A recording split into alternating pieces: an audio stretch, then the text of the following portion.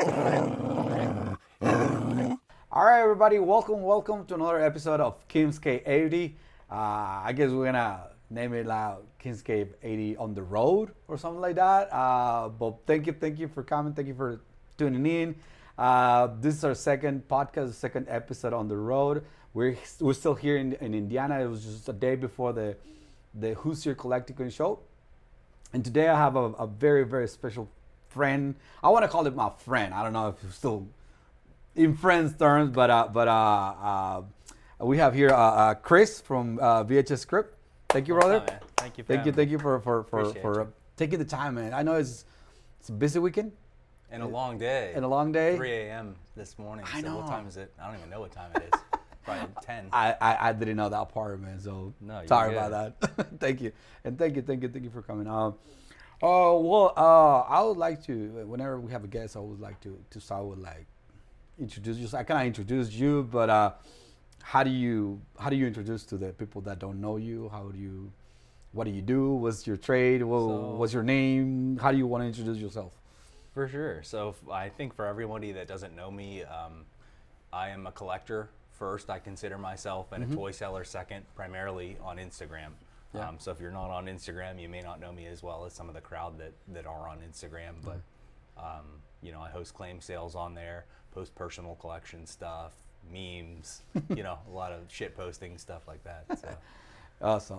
VHS Crypt on Instagram. That's be prepared. Be prepared if you follow. It's just you have to be ready to refresh Instagram every now and then, and be ready to pay. He has got good deals. He's got great stuff. Rapid fire, people say. Rapid fire, yeah. I think it's faster than the one rapid fire thing. First of all, let's back up. I was gonna jump right into the heavy stuff, but let's back it up, right? So you said you're a collector. What do you mainly collect? So what I collect is, always evolving. I first started out, I collected vintage Nintendo stuff. So my daily routine, I'd go to eBay, 1988 Nintendo, 1987 Nintendo, 1989 Nintendo, and I wanted to get everything. If you've seen Hasbro Mario trophies, they have Zelda Nintendo trophies. That was my main thing.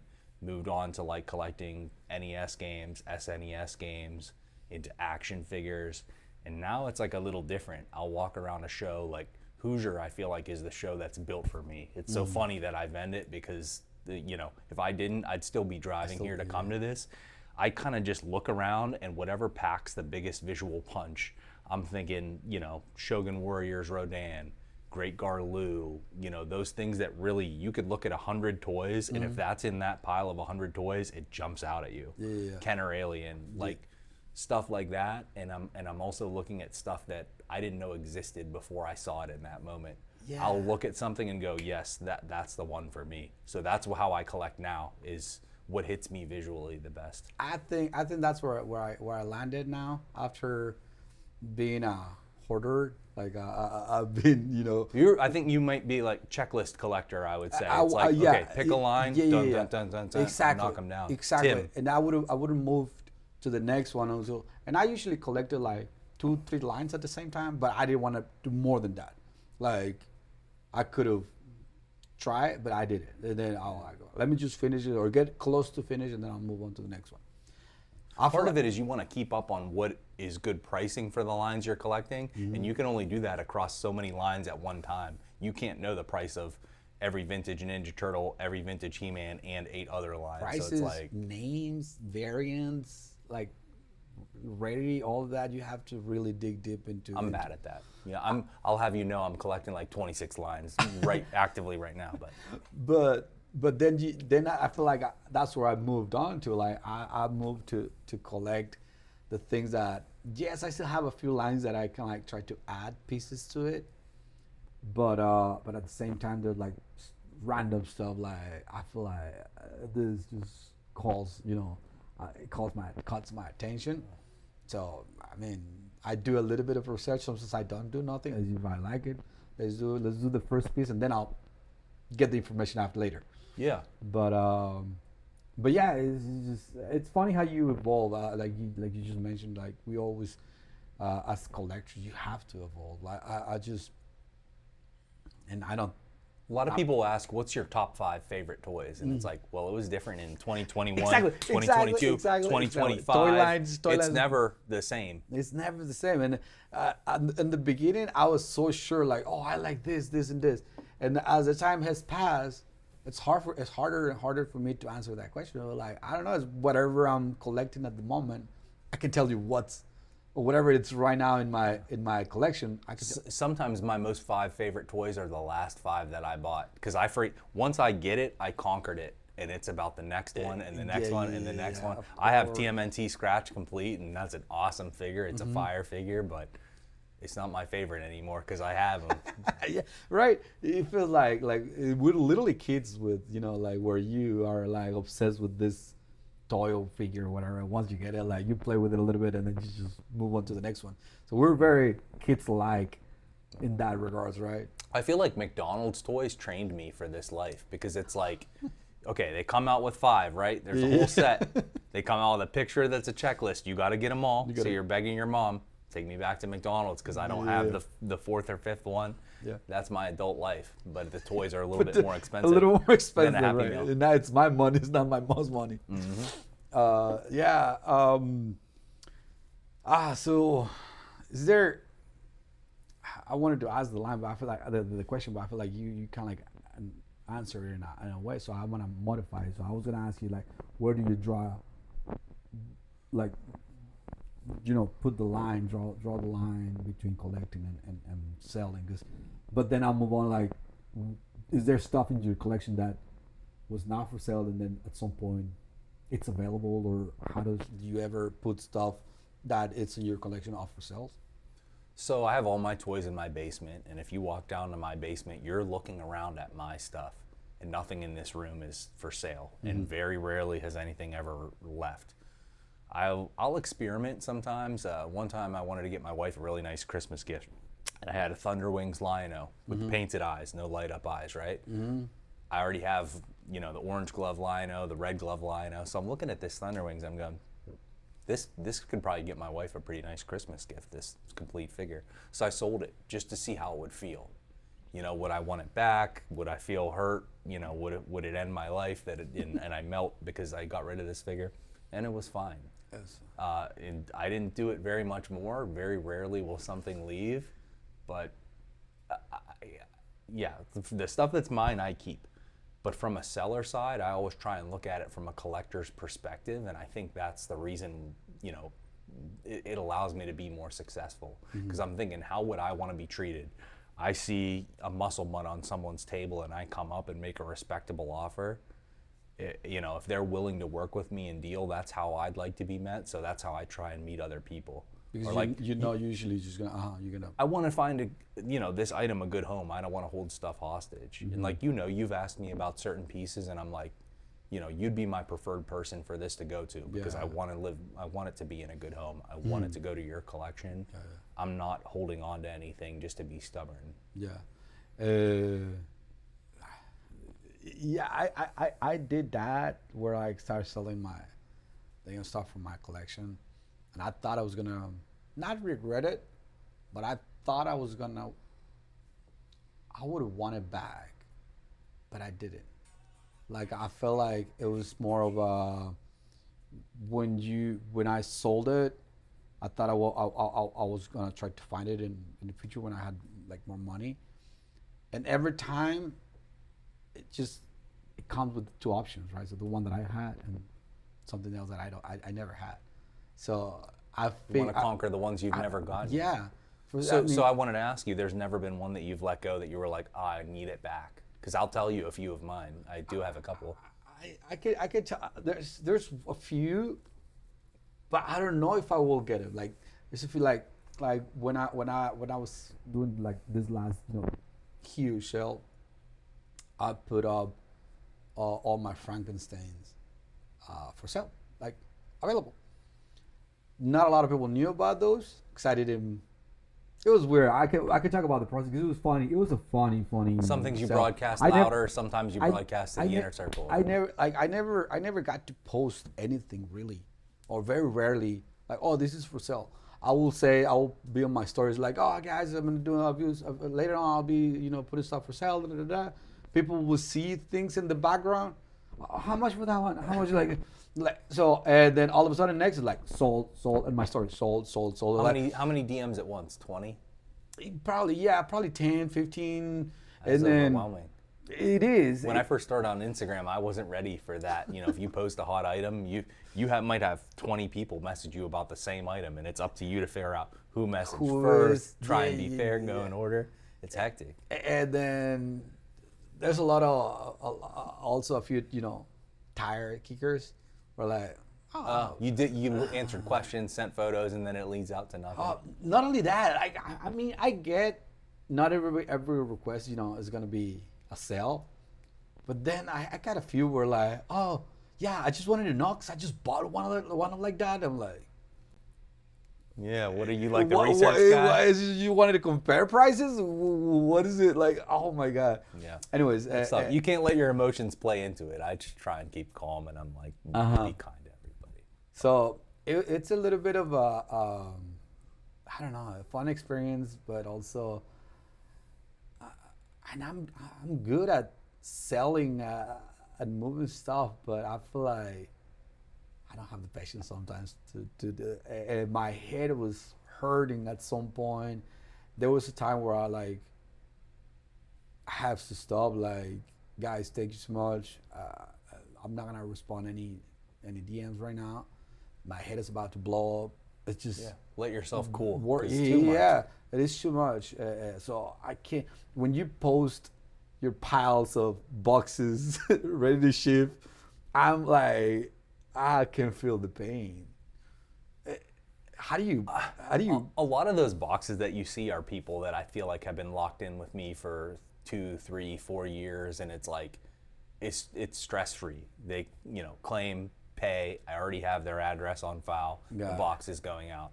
If you were to see 100 boxes, probably 90 of those are repeat customers, and then there's 10 new people that might be a person that has extra questions, expectations, requests. So it's not difficult just because it's some of the people that I've known for a long time. But man, it took a long time to build up to that. I feel like when I started, I posted to nobody.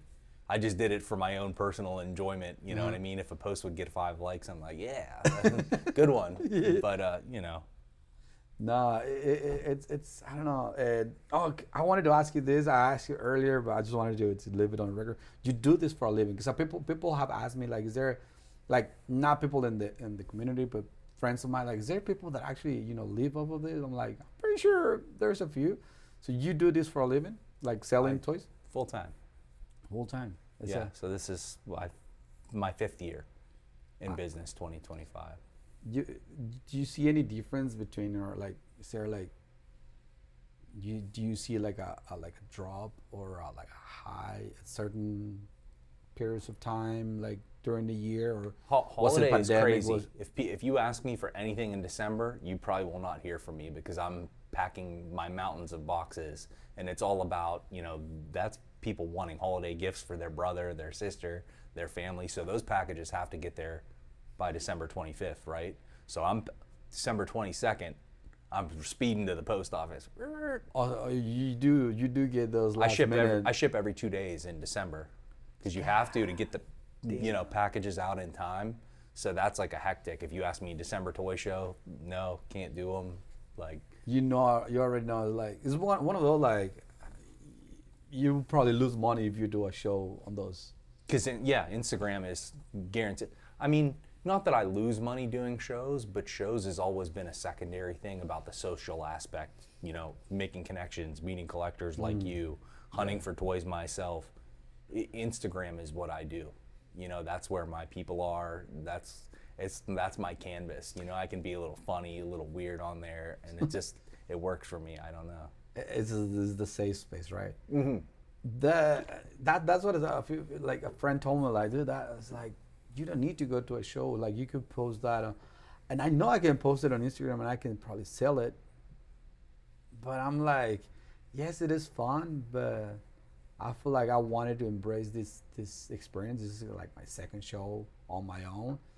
I don't know if it is nervous, I'm like excited or anxious. I don't know what I'm feeling you right don't now. know what you're in for. It's like, what happens when they open the doors tomorrow? Are 100 people gonna run to your table and be asking about stray cats? It's like, I think it's that mystery that makes it exciting. Even the setup, I don't know. I don't know if I have enough figures to fill up my booth, or if I have too much or too little, and if I have too much, what do I put? What do I leave out? Like, I honestly don't know. I really think that I'm gonna come up short, and I haven't bought, I just went to one of the hardware stores to With the riser shelves to fit more to, space to out. put it on top of the tables, just to kind of create a, I don't know, something more. Layered look where it's not everything's just Because flat. I don't think the table. Okay, I know I have enough to fill up 2 tables, but I kind of like, let me see. But now that I bought those racks, I don't know if I'm gonna fill them up. It's just a little bit of a. I'll say this, from my very first toy show, I was Mr. Pack the Van. If as many toys as I had that I could fit, I'd bring them all and just dump them out. And it's like, the further and further that I go, I realize if you refine and you have a nice looking table like this that has 4 items on it where people can clearly see every item, pick them up, nothing else is gonna fall over if I pick this up. People are a little bit more inclined to shop a table that's well curated than they Instead of are like just one of those slop. Yeah, mine. dumped.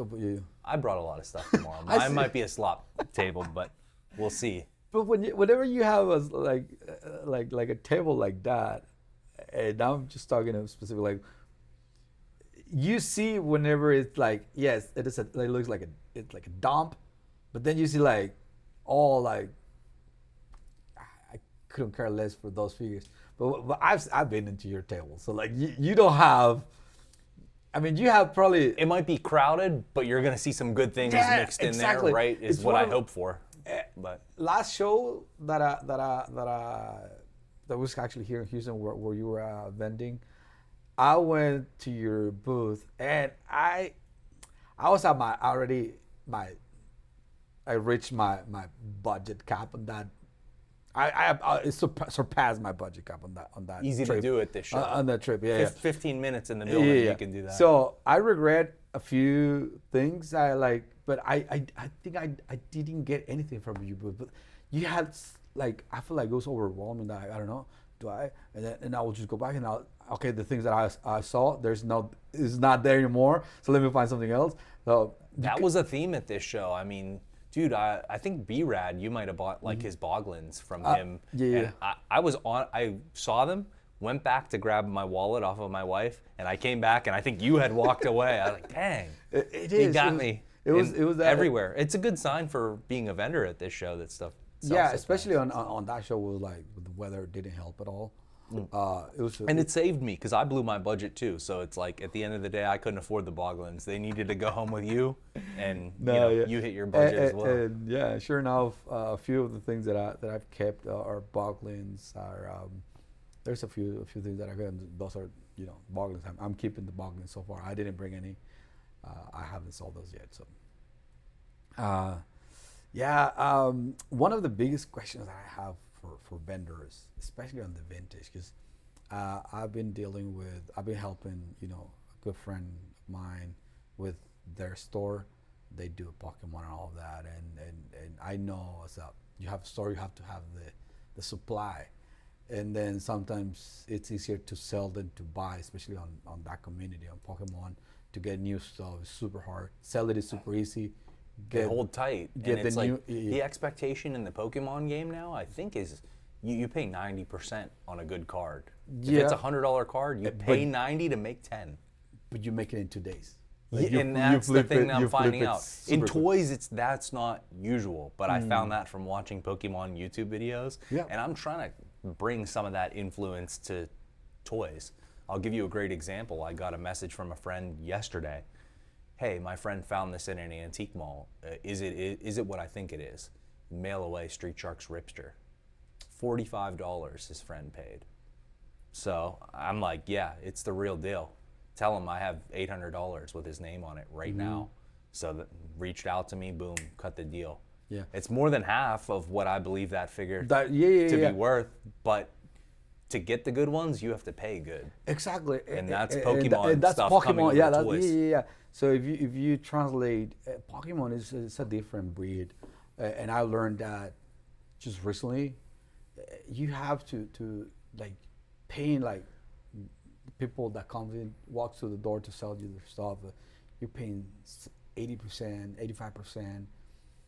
You never hear that on a toy store. Like they will pay you like 40%, 50% of the worth's value. You sometimes hope, 30% if they're not 30%. Yeah.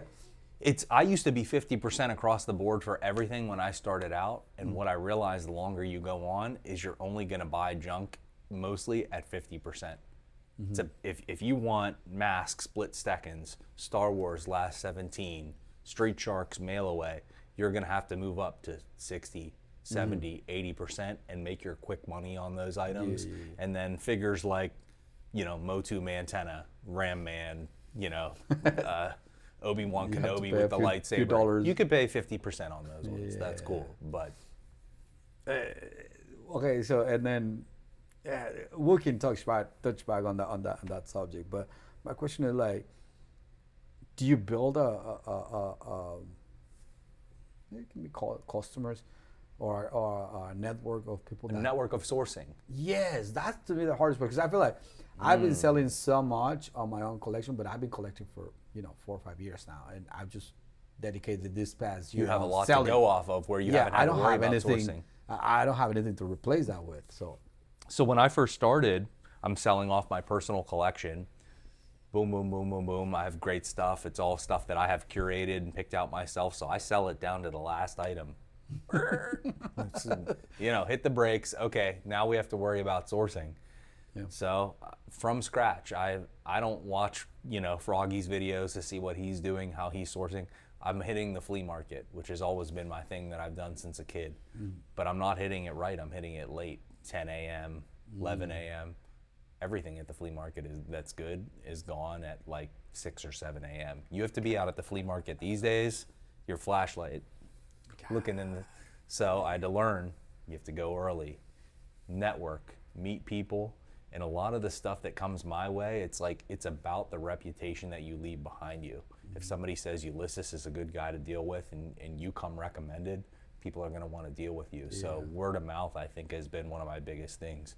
I have people that sell to me through Instagram and ship me packages, people local dropping stuff off on my porch. My wife is going, who is this person dropping off boxes? So yeah. But you have to treat people right to get that reputation right. It took forever to get that right. Because, you can always get the random, like you said, like the 4 turtles, like the 10 boxes, lose all that. You find Let's call them the everydayers. Yeah, everydayers, yeah. But to get the hard to find, the cool stuff that is going to draw people to your booth, that's the hard part, I guess. I don't know how well you know Charlie that vends Hoosier. But that, to me, that's my favorite toy vendor of all time. It's good. Like I was actually talking earlier today. To curate his table, everything at his table, I'm like, this would be the nicest item in my collection if I was to purchase it. Like, that's how I feel. I'm just like, his stuff is so rad. And if he had social, 100,000 followers. Yeah, he doesn't have social media. Not that I know of. Yeah. Instagram or something like that, does he? I don't think so, no. But I'm saying if he did, 100,000 followers. Better stay off my grounds. Yeah. No, yeah, his booth is always. I think I met him, PowerCon, probably like 4 years ago or something like that. One of my first toy show ever. Was it still in Cali at the time? No, it was the first one in Columbus. In Columbus, yeah. Oh yeah. Okay. But I met him when I say I met him is like I just crossed paths and. I saw him there, and I saw that he had the Super Amigos Riddler. So I'm like, I need that one. I don't have it. I have more in my hotel room, he said. I'm like, come on, man. You have more of this? He's got some crazy stuff. He's been. I think a lot of people started sending me messages because when I said that I was gonna bring the muscle, the cats, the stray cats. And I guess, yeah, it's trying to. Or I don't know, some people like, do you trade? You're going to get a lot of people with trades, and it's like not a lot of people want to come up with cash. But you need some cash to survive in this game, and continue forward another day. We can't just do all trade, all trade, all trade. My mortgage company is not going to accept straight cats. So one thing that I learned from again, this is all like close, kind of related, but not the same breed with Pokemon. With Gabby, he's more focused, or they're more focused on getting a lot of product.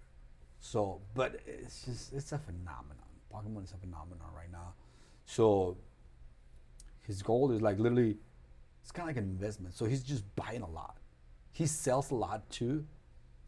But if you think about it, the way that what I learned is like, if you trade, the thing that we're making a mistake, I guess, in the trading business is that we only trade, or for what I've seen, we trade among vendors. And what do we trade like? One-to-one, market-to-market.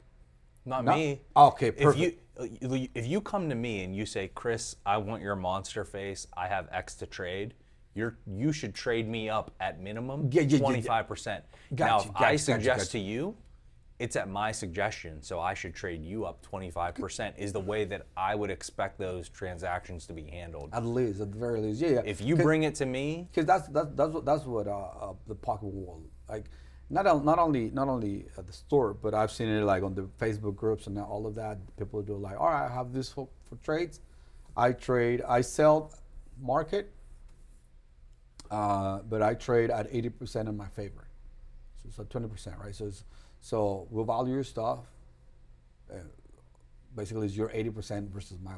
So if you want my stuff, right? So like that makes sense.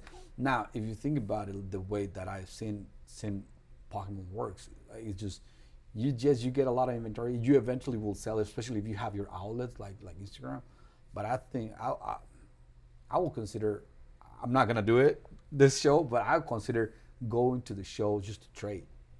Like that'll be my, like if you sell some, but I will do like trade at 80%. The problem with vintage is not a lot of people bring their stuff to trade to the shows. I haven't seen many people carrying stuff to trade.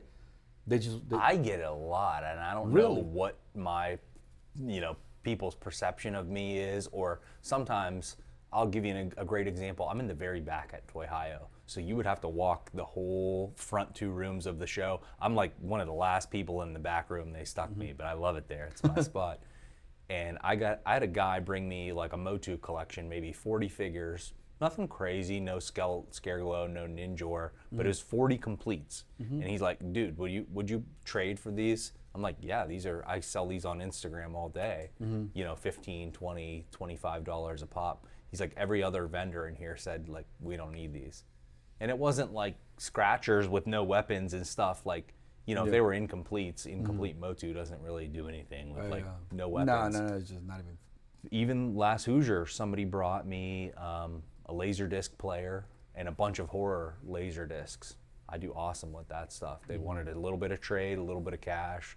So almost every show I get something. I think there's a lot to do with trades, because if you do one-on-one trade, it's just kind of almost to your collection.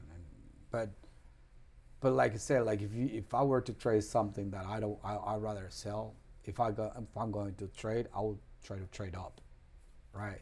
That way I can just have. It's a business move. It's like you're increasing the amount of revenue that you could extract from your business to move that item. One-to-ones is tough too, because somebody will say, let's do one-to-one trade. I'll trade you 50 Mantennas for a Kenner Alien. And it's like, Mantenna is not even 50 Mantennas is not as good as a Kenner Alien. You know what I mean? Like, so you get caught in a position where you're like, I'd feel more comfortable with this item because it's a nicer, more fits I know my vibe. I'll sell it, for cash any day. Yeah. What was a crazy story that you might have on a show, or craziest story? Maybe selling or buying, or let's put it this way. Let's simplify it. What is the rarest thing that you've seen on a toy show? The rarest thing that I've seen at a toy show besides the stray cats that you're bringing to Hoosier right now, literally, just some good scores. In Pittsburgh, it's always black belt storage shells. Someone will hold up a black belt storage shell and go, just paid $3 for this. Like right across from me. I'm like, oh, dang. Like, How did I miss that? yeah. I mean, I don't have time to hunt because I'm setting up I do setups with grid wall and stuff where you have to zip tie And it when together. when they do that, is because they went through the $3 bean. Yeah, item, to right? the very bottom. Yeah. Well, you remember Matt's? Oh, yeah. Well, let's say this. Toys for the Ages is a really great show in Central PA. And our friend Matt Rees, Retro Toys, found a Wonder Bread He-Man, $12. I think the seller thought it was like a custom painted. And it was the Real deal. Jeez. I've never gotten those. I've never gotten those. I'm trying to think of like one that like I found. What's the mail away GI Joe? Is it Rampage? There's a lot. With he has like the kind of painted on beard application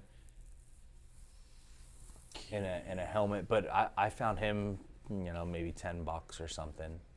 Real good figure. Dang. There's just. Do you think? People are always like, "Oh, Chris, you have such cool stuff." Most of it is not, me hunting. It's brought to me. God. I pay an accurate value according to what it's worth and stuff. Yeah. But I do know enough that if I could spot something good, I can find it. You know- Oh, here's a great one, and this actually is owned by Ariel now.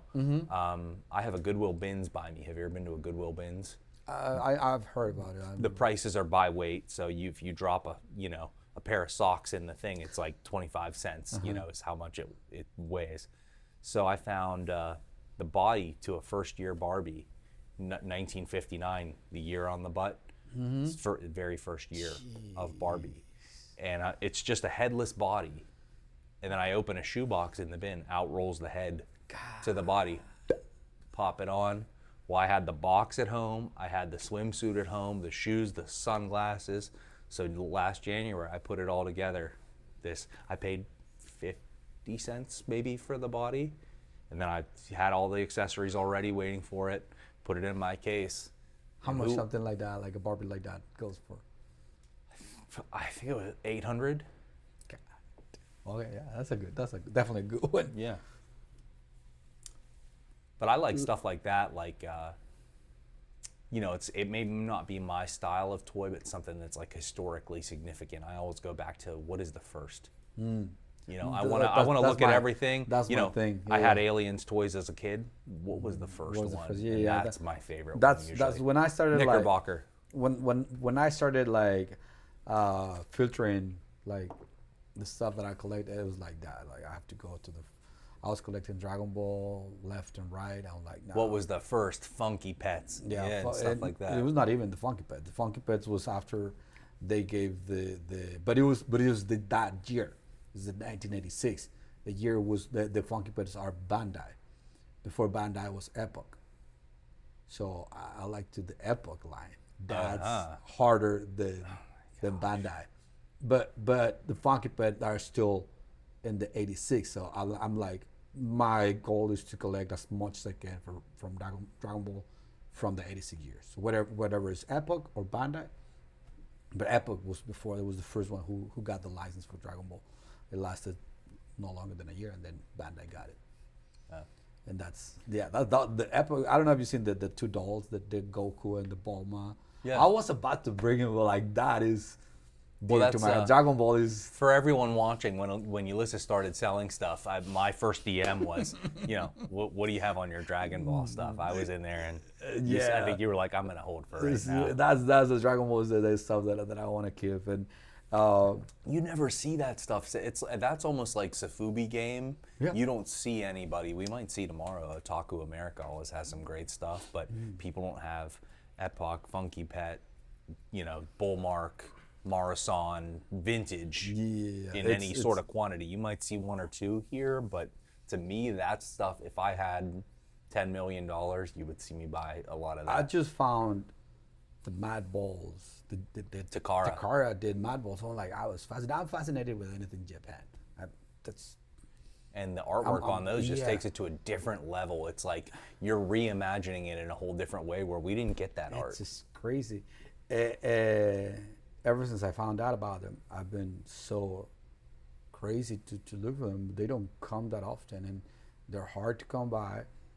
I'm one short to complete the line now. I'm still missing Oculus. Seems to be the harder one on both American and Japanese. And I brought some of those for the show, like my doubles. Like I found like a lot, and then there was doubles in it because from the stuff that I had, so I'll bring this. You're a better man than most because some people would hold on to those doubles and say, I'm only trading for Takara Oculus. Yeah, you know what I mean? You always see that. But yeah, I've never seen it in here.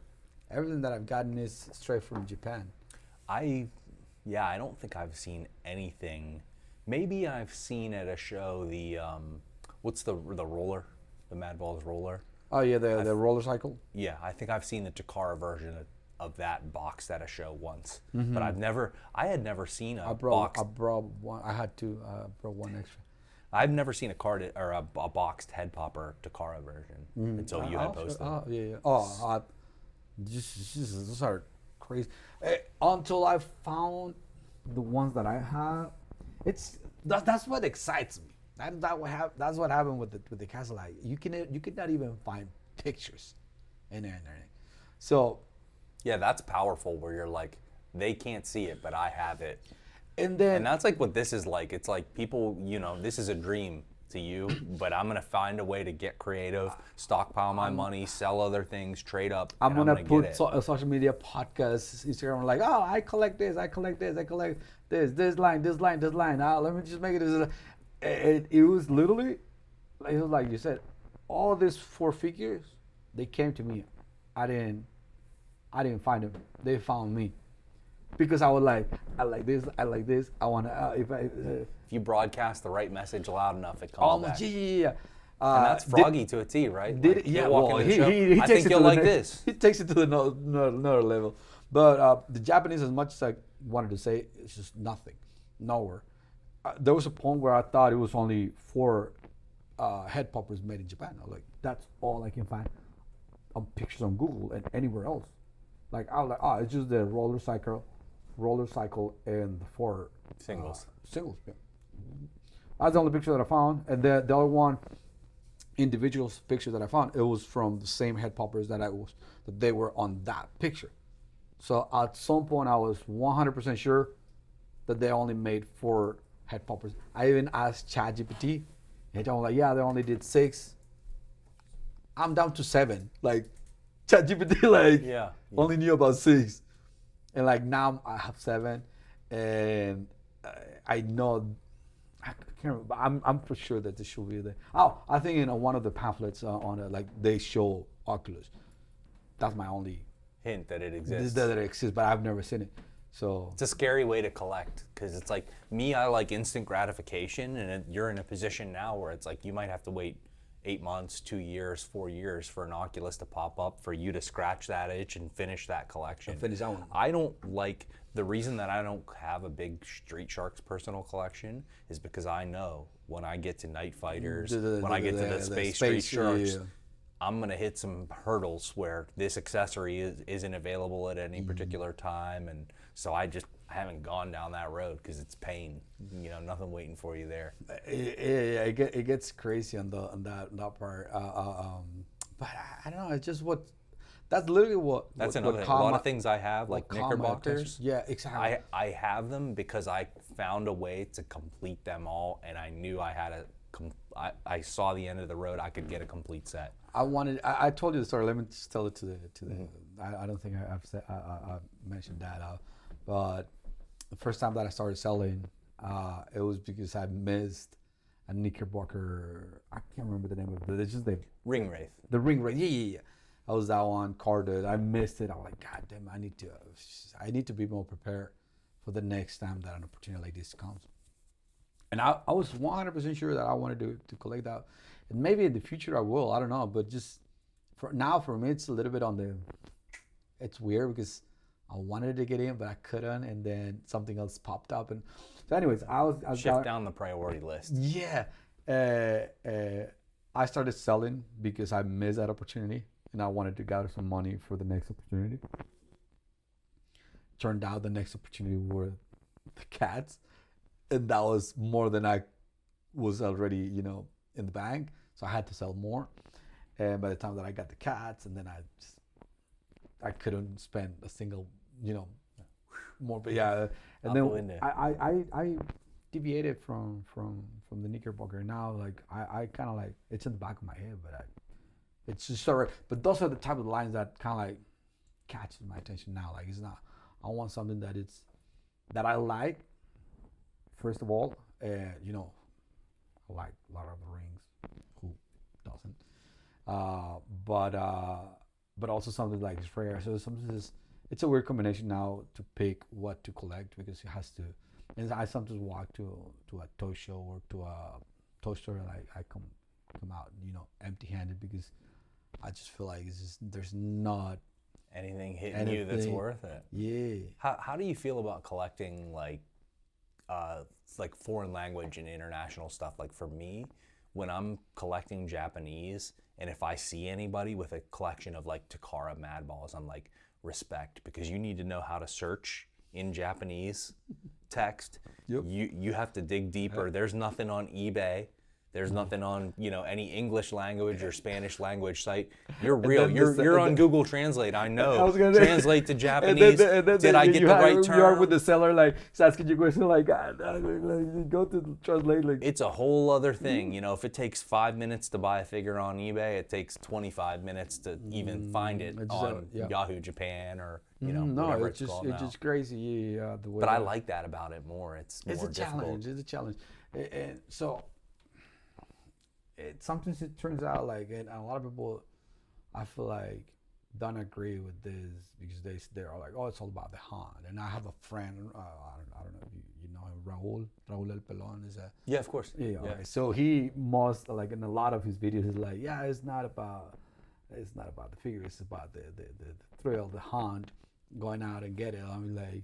The hunt can be digital too, though. For me. Yeah, but that's the way that it's turned out to be for me because so I'm like, if I wait to find those Takara Japanese Mad Balls on a toy store on a well, you have to travel to Japan to even have a shot. And even though I've had a few friends like, hey man, please, friends that have visited Japan or they go to Italy, if I need something from Italy or Spain, like please take a look at this and even them hunting, I couldn't find anything. Like you have to be on the right place at the right time. The time that they found one of these, Dragon Ball figures, he found it, but the store is just displaying them because they're gonna have an auction for that. It's just impossible to find them. It's just you have to wait for them. Right now, I feel like the Japanese culture too is very insular. Like in the U.S. at least, we've met, we have a relationship. If you need something from me, I'm open about sharing information, about giving a deal on a figure. It's like they want their stuff to stay in Japan, and that's really why you don't see a lot of that stuff leak out. It's insular, and that's just the culture there. There's nothing wrong with that. It's different though. I've hit a few walls where the seller won't accept foreign bids. They don't want to ship it in too. Like I've had ones. They'll see that it's getting shipped to Bai, like from Yahoo Japan, and they don't ship to Bai warehouse because they know it's probably going to come to America. So the way that I do have a friend in Japan, lives there. Every time I hit a wall, like, I'm sorry, brother, I'm gonna ask you a huge, and he's super cool about it. He also likes all this is a giga sauces and all that. I'm like, yeah. And every time he gets super excited, yeah, I'll put a timer and how much, and then we're both like, go higher.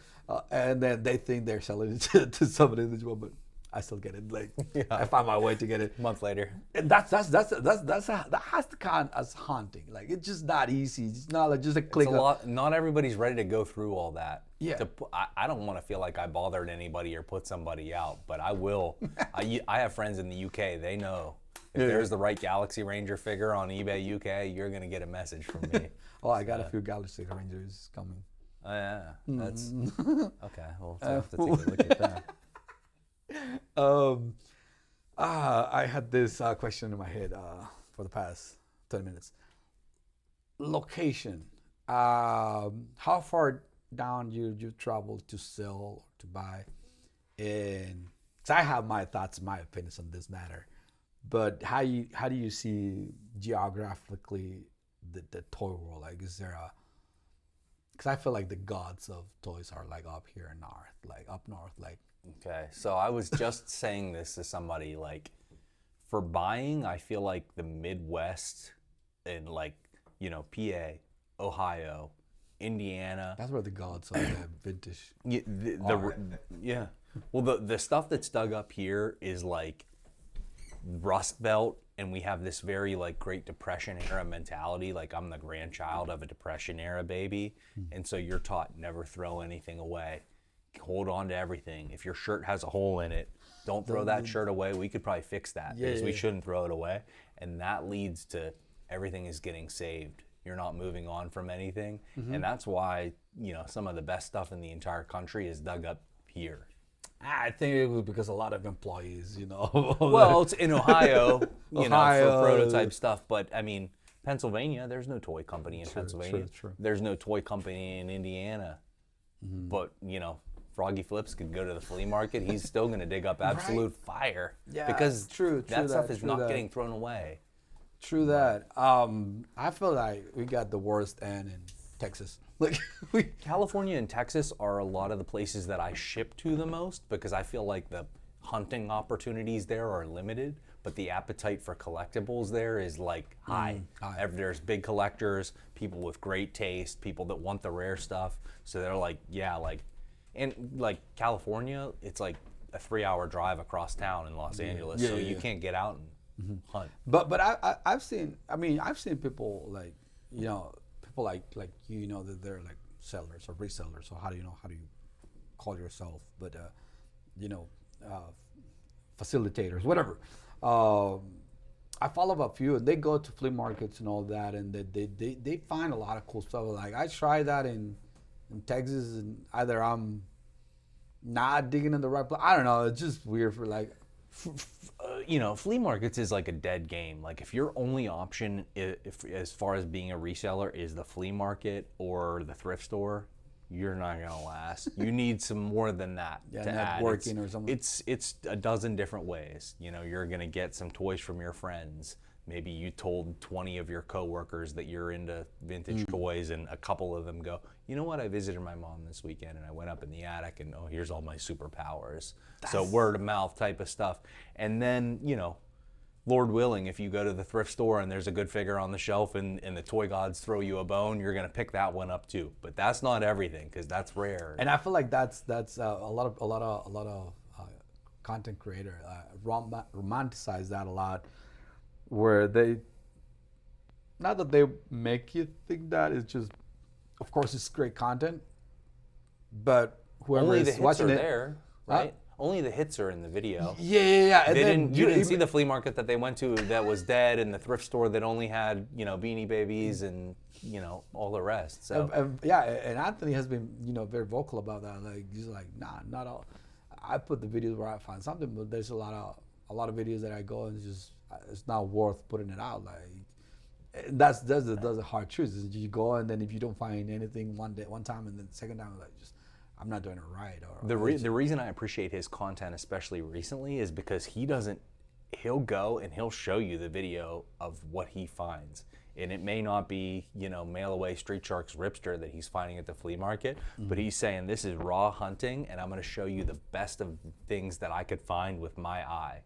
Like it's a lot about his eye for stuff and what he can dig up, and I feel like I have that same type of thing. You could put me anywhere. You could put VHS Crypt at the model train show. I'm gonna find you the raddest model train. T-shirts. I did a T-shirt street vendor fair with my friend where we set up and sold toys, but everyone around us had T-shirts. I was going around. I found me the raddest T-shirts that I felt like were there. So it's just like, I'm a person where I feel like my eye, I'll apply it to anything. I appreciate after the years, your eyes, you sharpen your eye, you sharpen your senses to where things that you get that feeling from Spider from sense, the I collector. call. Yeah, from Yeah. the collectors. It Like I gives know me this, the tingle. This will And if- will hit the collectors. Immediately, right? So, how much do you think like a content creator can shift attention towards a figure or away from a figure? Yeah. Away is an interesting way to posit it. I don't know that they can shift away from a certain figure, but I've seen shifts in, obviously we'll say Froggy with the gross out toy space. Lately, there's a lot of content creators. My friends Matt and Ron have been doing a lot of stuff with like knockoff, whether that be like Galaxy Warrior type or knockoffs of Playmates Skeleton Warriors. And I think that's like reaching new levels where people are like, all right, now there's bootlegs of bootlegs, and we're chasing we're chasing 3 levels down just to see how far can we take this and what else is out there. So definitely like the YouTube community has put a lot of heat around KO figures. I try not to put my weight into where everybody's mind is now. I'm like that Wayne Gretzky. It's like, if this is where the puck is, I want to be where the puck is going next. Got it. Yeah, right? yeah, absolutely. Yeah. Because there's no opportunity to be made. Madball. Do you know anybody that's selling Madballs for cheap right now? Exactly, no. But I want to know the next thing that people might be selling cheap right now that I could invest in, right? How do you predict that? How do you predict that, though? Your eye. It's like if you're looking at 100 toys, which ones stick out to you? You've looked at enough toys that you probably know. Yeah. And I feel like I've seen enough toys where I'm like, okay, this is what's out there that's popping to me. Yeah. Speculation is just getting, Here's can be a hit and miss. Here's a great one. Hot Wheels Zany Zone. You ever heard? So it's 1993. They were designed by James Groman, who did Madballs, My Pet Monster. It was a collaboration between these characters from Cleveland and Hot Wheels. So it's like a little car guy on wheels, and they're wacky. They're gross out toys like Madballs. It's like a set of 6. No, literally, like there might not be a site on the internet that talks about these in a positive way, but if you saw them, you might pick one up. Like, they're cool. The cool thing about this podcast is not a lot of people watches it, so yeah, I'll try to find them first. And well, then you determine when it comes out too. just so. give it the best the next hits. There's like a rocker dude with a mohawk. There's a skeleton. There's a dentist that's riding in a pair of dentures on wheels, and he's like a demented dentist. I picked a few from Anthony. I went earlier to his place, and I don't know. I'm very new. I've been in collecting like 5 years now, 4 years. I'm not super expert, and I saw this little he's got like these figures that are on a skateboard, but it's like a cross out. Like one is has like a muffler in his mouth. It's and something crack ups or something, right? Something like that. Skateboard smack ups, I believe. Something like yeah. I don't even know the name, but I saw them. I'm like, what are these? I'm like, can I claim them or can I Well, the stuff in his like storage is so good. I'm like, did you person- want this? Because it's like, you walked in last time. I think, what did you? My Pet Monster prototype part. It's like, this is in your extras. I'm not sure. He says his room of extras can easily Better than my toy show beat, table. Yeah, Like, can easily beat one of a lot of ours collections. But that's Anthony. But that's my new pickups. I'm like, I didn't even know this existed, and they're so I don't know, so good. So I pleasing. I always liked, and I always felt like Garbage Pail Kids should have made figures vintage. So my next best thing, it was Madballs. Unpopular opinion, I got Madballs because it was the next best thing. Madballs, weird balls, right? So, but I consider myself an action figure collector. I do collect other stuff, but I'm like, yes, I like Mad Bulls. But when I saw the Grunts, an action figure that Of the matches Mad Ball. up, yeah. Okay, now this is so those little like. What do you feel about like the GPK pop-ups? They're like in the trash can, but it's the different. What year are those? It's in 1986 or 85, so they did probably 24 different ones. They're all based on GPK card figures, and it's a little trash can. Imagine like Oscar I've the seen a Grouch. few. I've seen a few, but it was recently.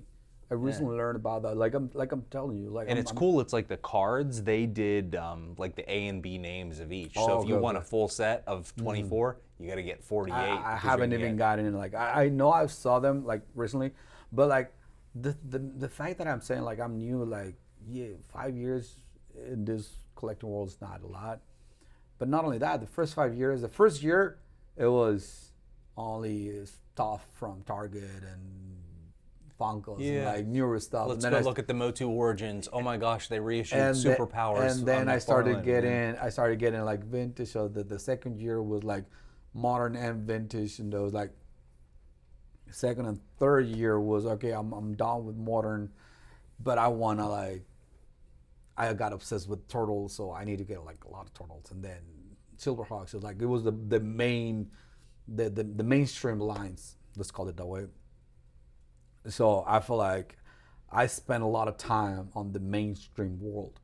So like, and that's I will call that as the surface of the collecting, like Ninja Turtles, Silverhawks, Thundercats, Street Sharks.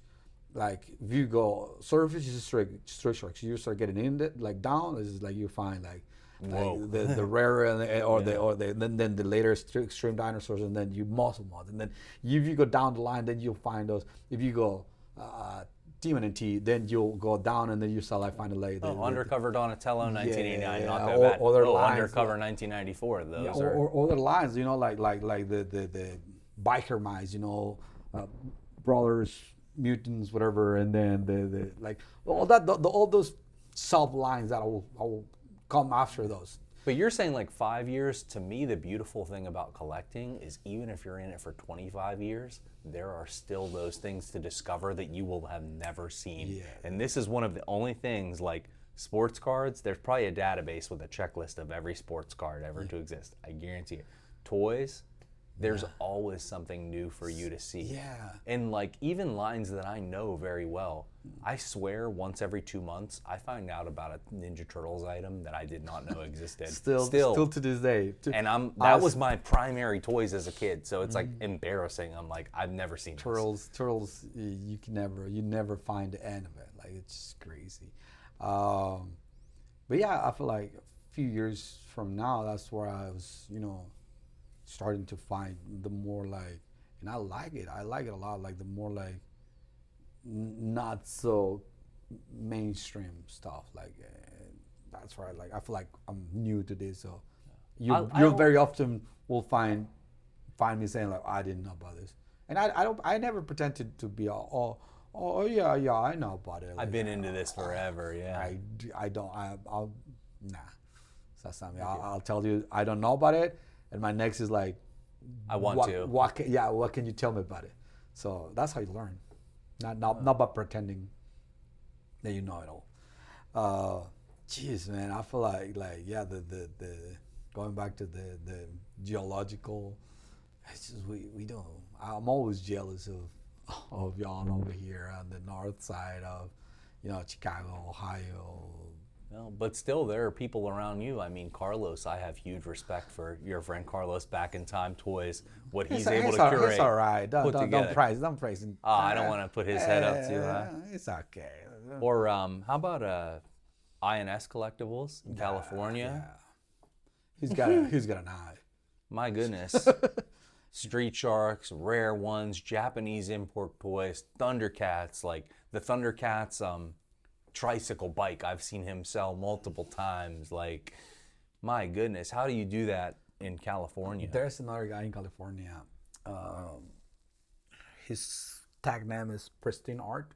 I don't know. Unbelievable. You know him? Well, Boyd was there, and he went to Vintage Selection. Of course, Boyd, you need to FaceTime me. He took me on a tour of the entire store. Say shout out to him. Kevin's best in the world. Is Yeah. top of the line. He knows stuff that blow your like shoot out like that's crazy. So, like like that And he knows in a game that no one's here to teach you. Somebody in the U.S. could probably explain to you everything about Ninja Turtles in 4 hours.